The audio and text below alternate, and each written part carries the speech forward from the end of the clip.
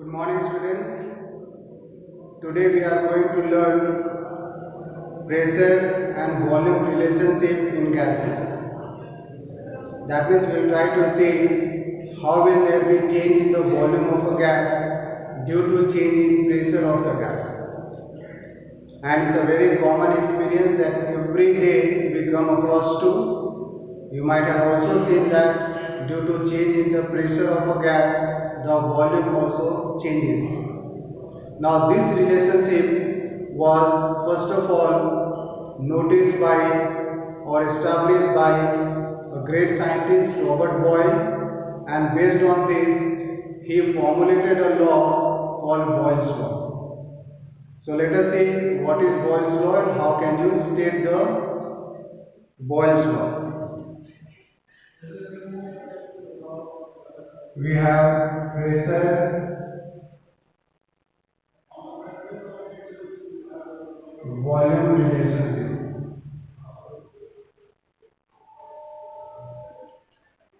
In gases.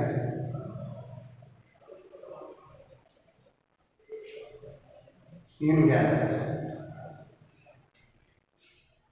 So let us see Boyle's law.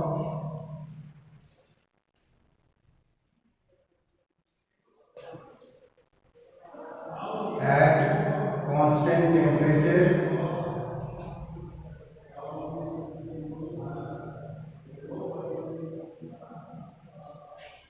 constant temperature, volume of given mass of dry gas is inversely proportional to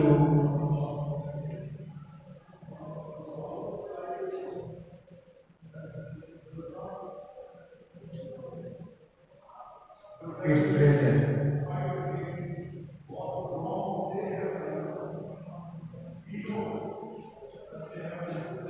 So important thing in this law is that the mass of the dry gas should be definite.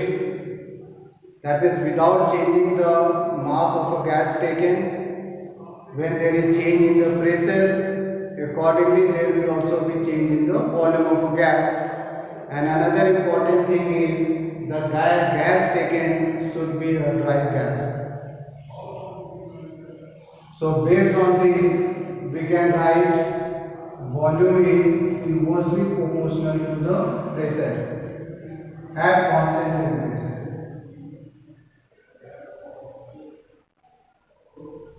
At constant temperature. Now, what we can do, we have to remove this proportionality sign and to give an equality sign. So for this, we have to put a constant term, and we can write V is equal to K into 1 by P, where K is constant. K is constant. We can further write P into V is equal to K, which means to say that the product of pressure and volume will always be constant. No matter what amount of pressure is there, accordingly the volume will also get changed so as to make the product of pressure and volume always same.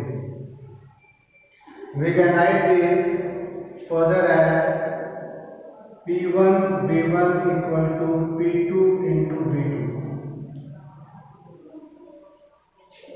So this is the mathematical expression of the Boyle's law, and this is called Boyle's law equation. This is called Boyle's law equation. Now there is one significance of Boyle's law is that at higher altitude the atmospheric pressure is low, and due to which the gas becomes less dense. The reason can be understood in this way that at higher altitude, due to decrease in the atmospheric pressure, the volume of the gas increases. And when the volume of the gas increases, the molecules of the gas, even oxygen gas, go very far from one another. So this decreases the density of oxygen gas, and so the mountaineers need to carry oxygen cylinders with them due to the less density of the gas available in higher altitude. So this is one significance.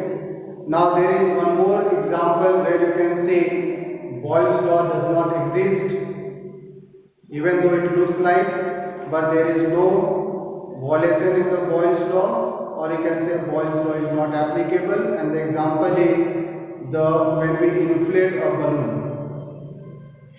So when we inflate a balloon, we notice that the volume of the balloon also increases.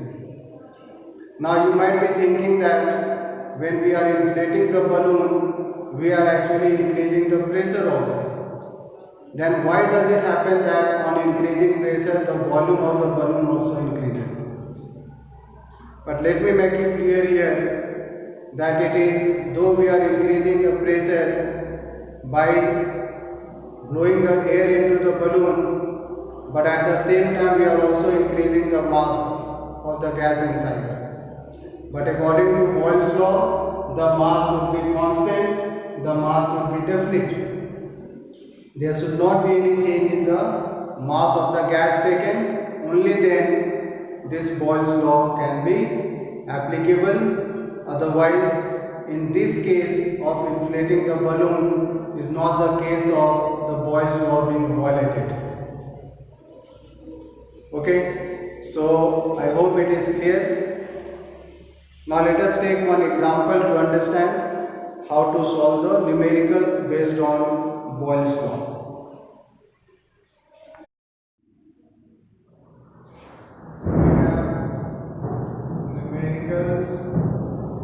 On Boyle's law.